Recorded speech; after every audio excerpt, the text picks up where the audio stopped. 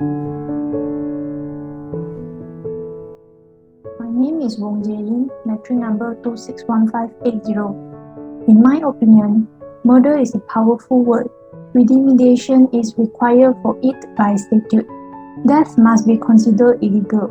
What does murder have to do with the pandemic response failure? Maybe it can and never will, but it's worth thinking about it. The global situation has not spared individual leaders or governments from responsibilities. The conclusions of many independent groups put the blame on the ruler, although you can hardly find the politicians to admit responsibilities for premature death, let alone resign. Some people express remorse, but as the death toll increases, the voice of "I'm sorry" was silent, deliberately avoiding, delaying, or improperly handling life-saving policy. Others say that they have done everything they can, or that an epidemic is uncharted territory. There is no script. None of this is true. They are selfish political lies from the chief actors from all over the world. Some people try to blame their country that conducted more inspections, has better counts of death, or has a higher obesity and population densities, thus defending their records. All of this may be contribute, but counting the methods or demographic factors cannot explain the absolute scale of performance differences. The media may be helpful here, remembering that they have the responsibilities to tell the truth and hold elected officials to take responsibility. However, many medias are also conflict in coexistence and are trapped in ideological silos. The silos view the epidemic through the eyes of the political tribalism, worrying about telling their readers and audience owners and political friends the truth of the pandemic. In fact, as politicians and their allies are allowed to lie, mislead, and redwall history, truth has become indispensable, and this hardly implies that journalists and broadcasters will facing challenge. Anyone who dares to speak the truth about the power is unpatriotic and disloyal. So, as a conclusion, the social murder is very real today, exposes and magnified by COVID-19. Thank you. Hello everyone, my name is Nurul Sabrina binti Zulbakri Akhdin and my entry number is 273934.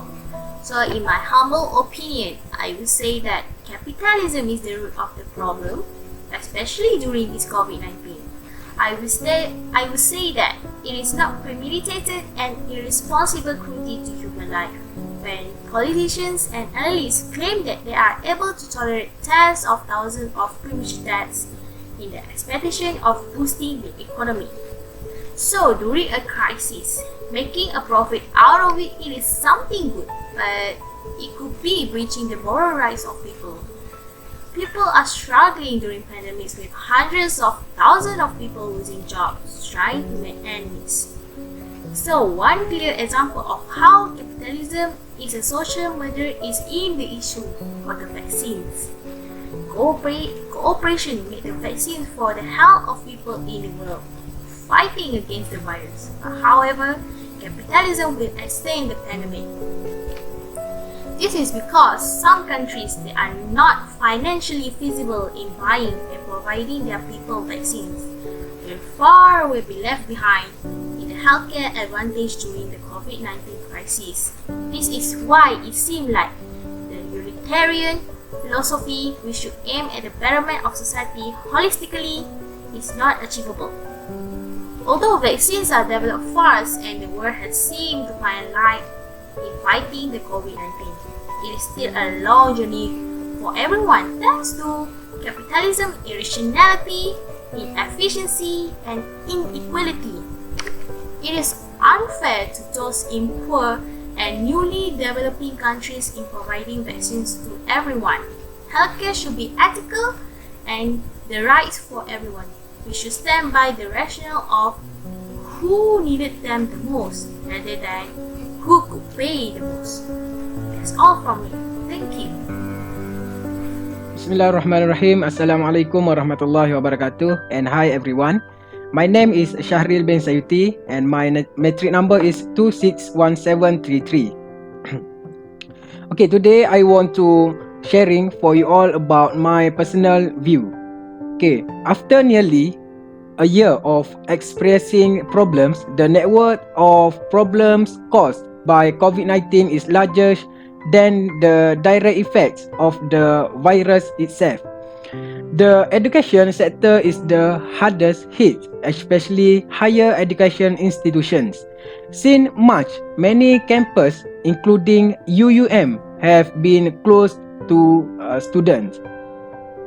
When students are absent for more than 7 months or even until the end of the year, many businesses on and off campus decline dramatically. School and educational institutions have long been closed, affecting the surrounding economic ecosystem. School bus drivers and fried chicken sellers cannot to be run. Recently, I had the good fortune to visit a shopping mall in Padang Besar in Perlis. Almost 19% of stores are closed. If there, such as waiting time, run out of old stock, the seller says that people are not coming. Someone is stuck at the border and the entry of goods is very slow. The surrounding restaurants are also disappointing. The COVID-19 problem network not only involve the economy, but its social impact is also very significant. It can be said that this year's education only ended in March.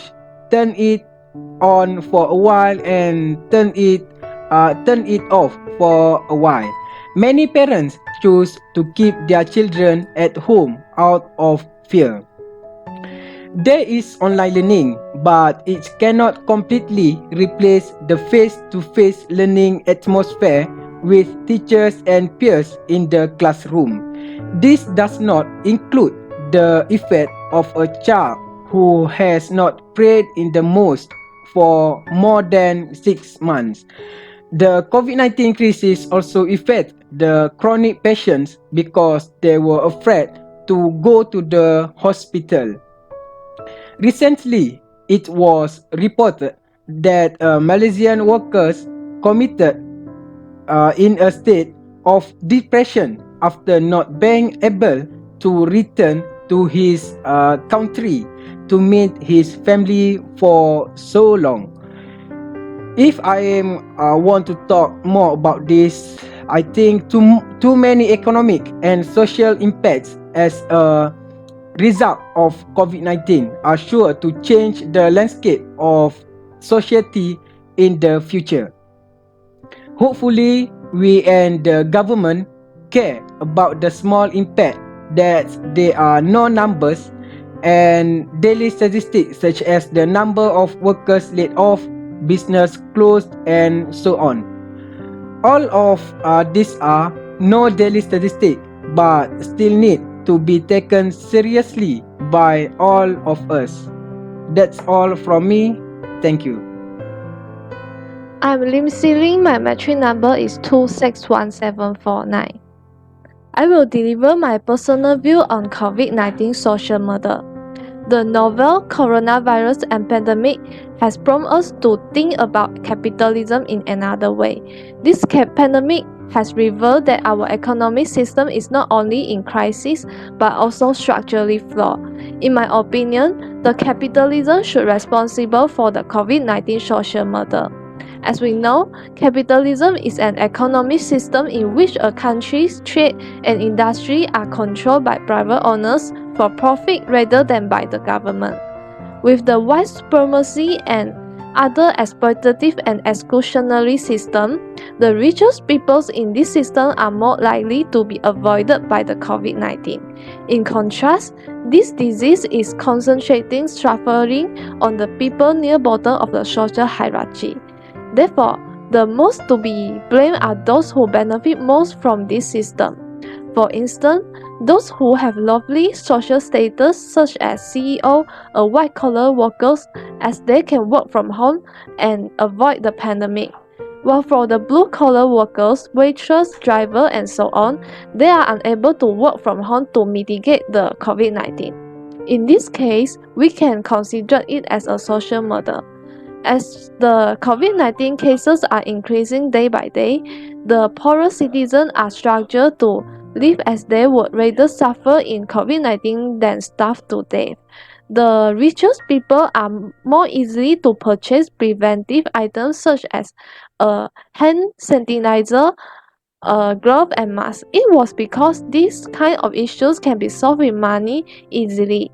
While for the poorest, they are unable to survive in this pandemic because higher risk of exposures of COVID-19 and difficulty in purchasing the medical supplies. In the concept of moral rights, individuals generally must be left equally free to pursue their interests, which means that regardless of religion, social status, and gender, they have the right to get what they want. To conclude, we must go beyond socio-economic status as an underlying trigger and address COVID-19 roots and dissemination throughout capitalism. Similarly, we must also go beyond mere symbolic descriptions of economic difference and examine white supremacy as a power. Thank you, that's all for me. My name is Noor Hidayah binti Muhammad Zaki, metric number 261791. In my opinion, capitalism should be fully responsible for the death of people due to COVID-19 disease. This is because capitalism has the power to control society toward the welfare of the people in eradicating COVID-19. Thus, a social justice approach is needed to successfully address problems in a way that prioritizes and protects individuals of all races, ethnicity, and classes. For example, everyone should receive fair treatment regardless of whether they are poor or rich. Besides that, with the appropriate critical race lens, public health officials can then work to improve access to health care, including testing, treatment, and preventive measures for racial and ethnic minorities. This can be achieved effectively by forging collaboration between research community group, tribal medical leader, professional group, and other community members to ensure important information on COVID-19 prevention and other public health emergency is disseminated throughout racial and ethnic minority communities. Furthermore, doctors and nurses are the link between the collective health and the individual of society and society. These healthcare professionals are people who interact with patients, so it is very important that they are given a strong training and knowledge of how societal factors, in addition to biological factors, affect health. For example, reliable access to food, transportation, education, safe housing, insurance, and employment affect a person's health. As do similar protection under the law. These are social factors experienced by racial and social minorities and marginalized communities, which affect their ability to prioritize and protect their health. Hi, my name is Norashika binti Maula. Metric number is 261588. I will explain my personal view that I think that I support about this issue. As all we know that the COVID COVID-19 occurred of where its origin have been traced to the food market in Wuhan, China in December 2019. From there, it is reached countries as distant as the United States, Philippines, include Malaysia as well. Because of this virus, people difficult to go out and go work at the same time. A lot of business industry should shut down or close for temporary time to prevent this virus spread everywhere. The COVID-19 outbreak affects all the segments of the population, especially members of those social groups in the most vulnerable situations, including people living in the poverty situation, older persons, person with disability, youth, and indigenous peoples. For example, homeless people may be unable to safely shelter in place because they highly exposed to the dangers of the virus. So next, to prevent this virus spread everywhere fast, and government decide to do the lockdown where everyone should stay at home, study online and work from home. As all we know that the death case is always increased. Because of that, families unable to comfort their loved ones in their dying days because of the risk of transmission COVID-19, unable to grieve properly because of restrictions limiting numbers and social practice surrounding funerals. So I think that this coronavirus pandemic can known as the social murder. That's all for me. Thank you.